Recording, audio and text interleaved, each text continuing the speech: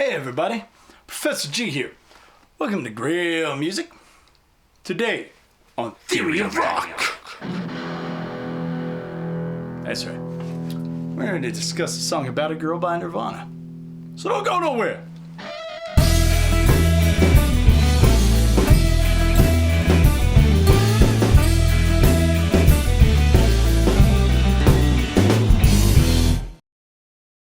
Alright, and welcome back. Glad you stuck around. That's a good decision. Very wise. Indeed. Alright, back to the mission at hand. So today we're going to discuss the song About a Girl by Nirvana. So just a little bit of a brief history about the song. It was written sometime in 1988 by Kurt Cobain. And it was recorded in December of that same year. And then ultimately it was released June 15th, 1989 on their debut album, Nirvana's debut album, Bleach. So, 1989, that's a year to remember. We're going to talk about that a little more in a minute here. So it also appeared on Nirvana's now iconic MTV Unplugged in New York. And that's actually where I first heard the song. And as a matter of fact, the cover that I do of it, I do kind of a hybrid of the Bleach version and the Unplugged version. So we'll get more into that in a little bit when we're talking about the analysis. Alright, so the musical landscape in 1989, it was obviously different. That was a long time ago. Different artists, different musicians, everything, everything was different back then. So we're just going to start. I actually pulled the top 40. I'm not going to go over all 40. I just pulled some that I saw actually only out of the top 20. I didn't even look past number 20. But I just pulled some that I either recognized or just, maybe a little nostalgic for me from back then. So here we go. Anyway, so actually number 1 on the list, I'll Be Loving You Forever by, you guessed it, New Kids on the Block. Okay, you didn't guess it. That's fine. That's okay. It's no big deal. But New Kids on the Block. Who's your favorite new kid? Joey? Donnie? I don't know. You can put that in the comments. Go for it. I'm curious. Seriously. Go for it. All right. Number 2. Wind Beneath My Wings by Bette Midler. Definitely a nostalgic tune. I remember hearing that song a lot. And isn't she an actress, though? Yeah, she is actually. She's an actress. Yeah. But she's also a singer. So there you go. Number 2. All right, let's go here. So number 3, Every Little Step, Bobby Brown. Yep, you can look up Bobby Brown. That's a catchy little tune. I remember it. Now we've got Satisfied by Richard Marx. This is actually an inside joke for my best friend and I. Man, I hope when he sees this, he laughs at it. Better leave a comment. Do it. I'm not messing around. You just leave a comment. All right. Let's see here. Close My Eyes Forever. Lita Ford and Ozzy Osbourne. Pretty sure there was a cover of this done recently. I haven't heard it. I'm sure it's great. I just haven't heard it. If you know who did the cover, go ahead and put that in the comments. You can let me know. I'd be curious, to be honest. All right. So next thing. Patience. Guns N' Roses. So, Close My Eyes Forever was number 8. Patience was number 14 on this list, all right? Out of the top 20. Patience, Guns N' Roses. You should look up pictures of Axl Rose from 1987, 88, 89, early 90s, whatever. Just look up pictures of him back then, and then look up pictures of him now. Just for fun. Yeah. Anyway. Pop singer. John Cougar Mellencamp. Don't call him Cougar. He doesn't like that. He's been John Cougar Mellencamp for a long time. Don't do it. Seriously. People have died. I'm just kidding. I don't know. But I have heard, read, whatever. He doesn't like to be called the Cougar anymore. Just John Mellencamp. So, and then the next one, I Won't Back Down, Tom Petty. That was number 18. What can I say? Tom Petty. Brilliant songwriter. We got plenty of stuff coming up with his songs. I'm going to definitely do some Tom Petty stuff. So stick around for that. And as I keep saying, stick around. Don't go nowhere. My eye's going to twitch. All right.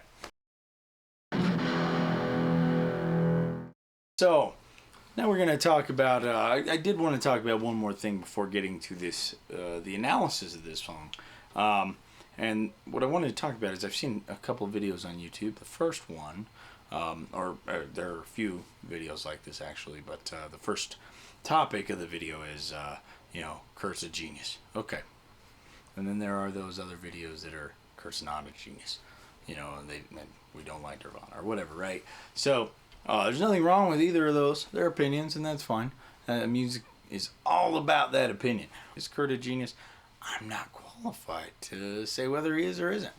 Some things that I can say are Kurt literally was able to reach millions of people with his music and lyrics. Are there those people that he reached and they thought negatively of it? Sure. But I think the millions and millions of people that love Nirvana's music, it really spoke to them. I feel that way about it. It spoke to me, and it still speaks to me, and I love Nirvana's music and always will. And the other thing I think I can safely say after doing the analysis of his writing and the things that happen in this song is that he had a really good ear. The melodies that he would come up with, the interesting key changes, it's really neat. So those are things that I will say. He was talented, and he had a really good ear.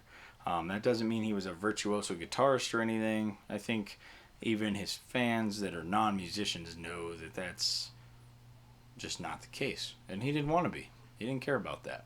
He wanted to write good songs, and he did. He wrote great songs, actually. So that's just my 10 cents on that. Now I'd like to get into the analysis part a little bit, which is, I think it's fun. So, first and foremost, the form is what I would like to discuss. So form is the parts in the song. The structure of a musical composition is really what we're looking at here. So this one is a pretty simple one. So you have really, if I were to break it down, you have two parts basically, and it just repeats those parts. So intro, verse 1, chorus 1, verse 2, chorus 2. You have a guitar solo / instrumental break. You have verse 3, chorus 3, and then you have what I would call as an outro. Verse 1 and the intro. Let's just talk about that, and not even just verse 1, but verse 2 and verse 3 in the intro and the outro. So let's count that up. So you have an intro, verse 1, verse 2, verse 3, and your outro. So 5 sections of this song have the same chords going on, and it would be this.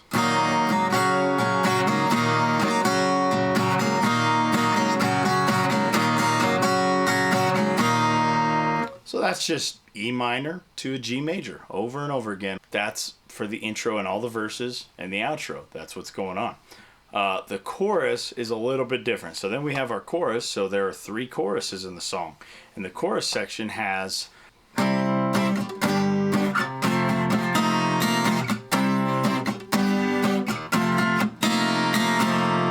then there's this like little transition part that takes us back into the verses.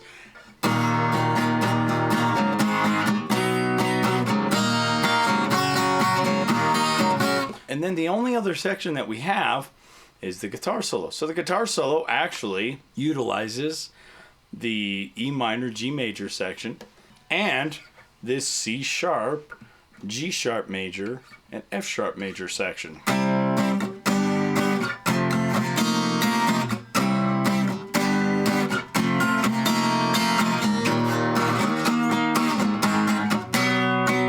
Those are really the main things going on in the song. We're going to keep going and discuss how the chords and the melody work together on this stuff.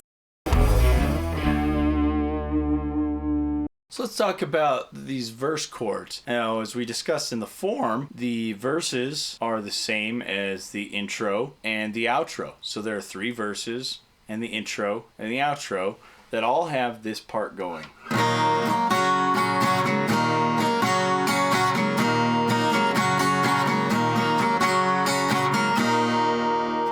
How do we know what an E minor and G major chord is? So we have our E minor here, we have a G major here.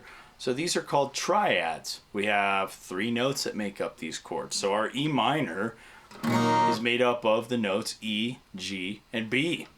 A little easier to see up here. We've got E, G, and B. Okay. Now let's get to our G major triad. So G, B, D, just to see those three notes, G, B, and D. Okay, E minor is E, G, B, that's a root, a minor third and a fifth, and then our G major is G, B, D, that's a root, a major third and a fifth. All right. Whoa.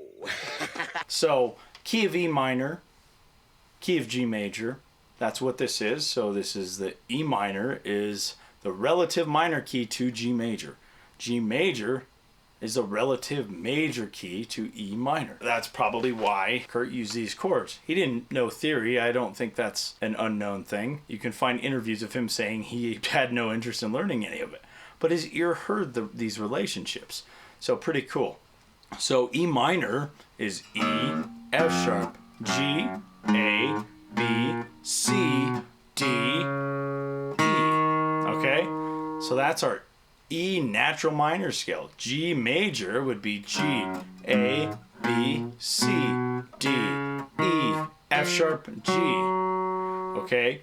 Now, when Kurt's melody starts coming in, some really neat stuff happens. So you've got your E minor and G major going. And when his vocal melody comes in, I need an easy friend. He's actually singing an E note on the G chord. So we're playing a G major here, but instead of like a top G, he's got an E note in there. So it's giving us a G6 sound there, because this is the sixth of the G. Okay, so then he has another interesting little melodic thing he does. So on easy, and when he gets to easy, he's actually hitting an A on the E minor. So this E minor, he's hitting this A note here.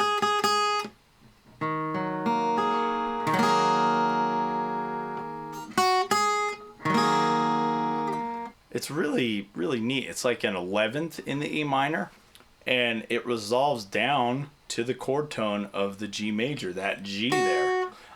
So I would call that an E minor 11 or an E minor add 11, but then he brings us back into. So that's just some kind of interesting stuff that he's doing melodically. He does stick to a lot of chord tones on the verses, and it's a little simpler than the chorus, but we're going to get to the chorus now. All right, so here we are. Back to the, we're looking at the chorus analysis now. So here are the chords. We have a C sharp major. Notes in that are C sharp, E sharp, G sharp. We have a G sharp major. Notes in that are G sharp, B sharp, D sharp. And we have an F sharp major. F sharp, A sharp, C sharp.